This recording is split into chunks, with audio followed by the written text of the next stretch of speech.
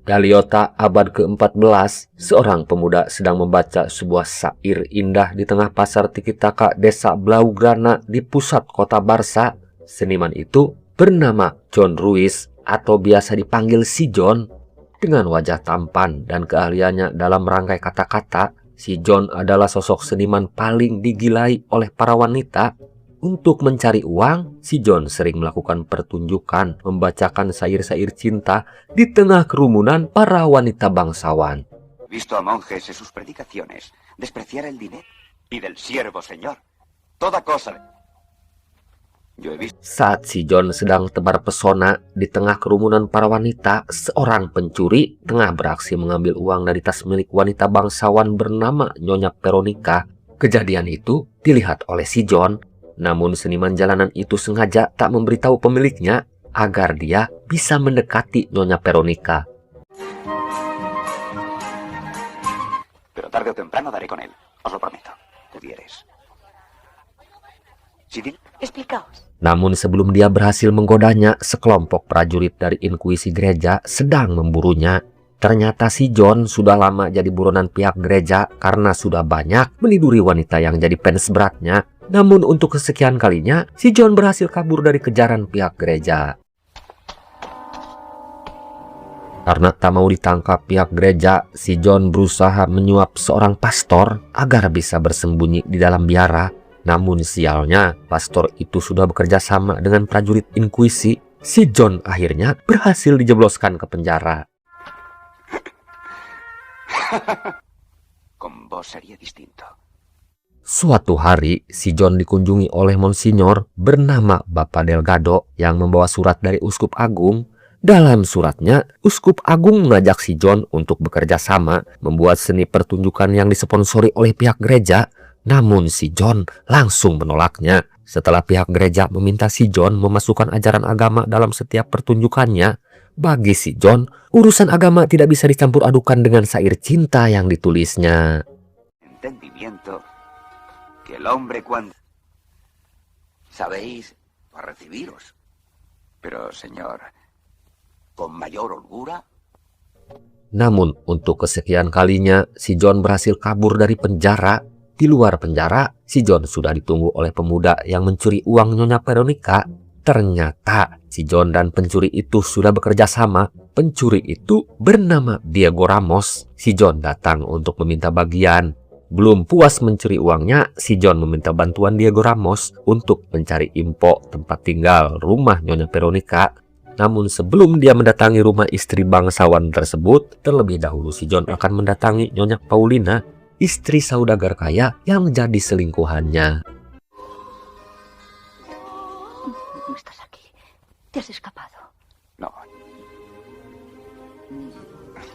Setelah membagi uang hasil curian, si John mengajak si pencuri untuk mendatangi rumah Nyonya Veronica, istri seorang bangsawan yang duitnya dicuri oleh si John dan temannya. Karena Nyonya Veronica sangat ngepen sama si John, tak sulit baginya untuk masuk ke rumah istri bangsawan tersebut. También tienes que opinar.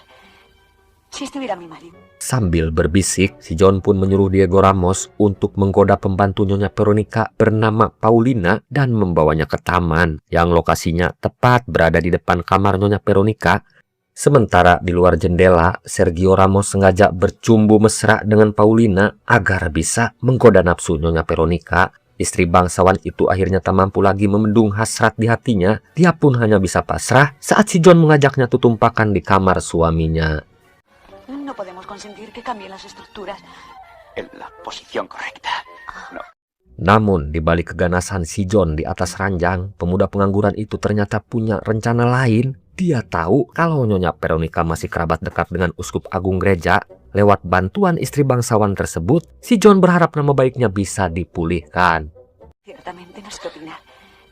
Si estuviera mi marido. Celebro que hayáis acudido a nosotros, Juan Ruiz.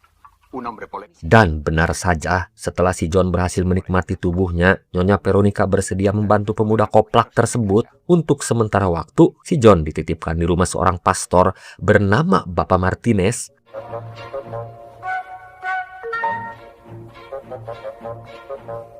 Dan besok paginya, si John kembali melanjutkan petualangannya. Kali ini, tujuannya mendatangi desa Tapuila. Saat di perjalanan, si John bertemu dengan pasangan suami istri bernama Valentino Rossi dan istrinya bernama Magdalena yang kebetulan sedang dalam perjalanan menuju desa Tapuila. Melihat kecantikan Magdalena, biji lato-lato si John kembali kekernyedaan. Por dentro, como por fuera, buen color. Singkat cerita, si John dan pasangan suami istri itu akhirnya sampai di desa Tapuila. Namun sialnya, saat beristirahat di sebuah warteg, Magdalena tak sengaja bertemu dengan suami aslinya bernama Marc Marquez. Ternyata Magdalena telah dibawa kabur oleh selingkuhannya. Karena sakit hati, Marc Marquez langsung menyerang Valentino Rossi. Dengan serudukan kepalanya, selingkuhan istrinya itu akhirnya jatuh tersungkur. Setelah puas menghajar Valentino Rossi, Marc Marquez langsung kabur meninggalkan istrinya. Dejadle, ya los cogeremos. Dan parahnya, bukannya menolong selingkuhannya, Magdalena malah bermain mata dengan si John. Dan ternyata Magdalena adalah fans berat si John. Kesempatan itu tak disia-siakan oleh si John. Untuk kesekian kalinya, si John kembali bisa menanam benih di rahim penggemarnya. Namun apesnya, keberadaan si John sudah terendus oleh buser gereja yang ditugaskan untuk menangkapnya. Dan akhirnya, si John kembali mendekam di penjara. No, solamente un invitado. Setelah berhasil menangkapnya, Uskup Agung kembali merayu si John agar mau bekerja sama dengan pihak gereja. Uskup Agung sangat membutuhkan sosok si John yang punya basis penggemar di seantero negeri Espanola. Lewat nama besar si John, Uskup Agung bisa mempromosikan kepentingan gereja. Namun si John kembali menolak tawaran tersebut. Dia tak mau pihak gereja memanfaatkan ketenarannya. En modo alguno, señora mía. Hingga suatu hari saat biara sedang melakukan ritual penebusan dosa, si John mendatangi kepala biara bernama Sister Sarah. Dengan pesonanya, tak sulit buat si John mendapat perhatian dari kepala biara tersebut. Apalagi Sister Sarah sudah tahu kalau si John adalah seorang seniman sastra yang terkenal. Kepala biara itu mengundang si John untuk datang ke rumahnya. Sí, sobre todo con algunos. Que es consecuencia lógica de nuestros pecados. Dan besok paginya, si John menerima undangan makan siang dari Sister Sarah. Kepala biara itu meminta si John untuk menjadi guru privat putrinya yang bernama Martina. Yang kebetulan putrinya itu sangat menyukai ilmu sastra. Tanpa pikir panjang, si John langsung menerima tawaran tersebut. Por obra. Pasado algún tiempo, podríais ir. Pobre trovador, conocedor de sus limitaciones. Es generosa con todos. Kesempatan itu tak disia-siakan oleh si John untuk menaklukkan kepala biara dan putri sematawayangnya. Namun sialnya, Sister Sarah menolak godaan si John. Kepala biara itu setengah mati menjaga keimanannya. Meskipun gagal menaklukkan ibunya, si John berhasil bisa meniduri putrinya. Ellos quiero, a ninguno amo. Pero la obediencia al Papa. Estoy seguro de que no falta. Frente para vos. Espero que os sirva de inspiración. Y vos debéis hacerlo para demostrar vuestra gratitud. Dengan menyuap dua pembantunya, si John bisa leluasa berhubungan intim dengan Martina. Meskipun setiap hari, kepala biara itu rutin mengecek kamar putrinya, tapi dengan akal bulusnya, si John berhasil mengelabui kepala biara. Y está al alcance de muy pocos. ¿Por eso has puesto tus versos?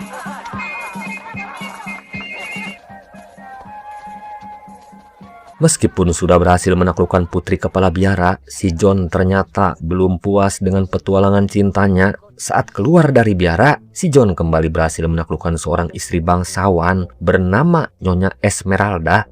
Hingga akhirnya hubungan itu diketahui oleh putri kepala biara. Hablar contigo.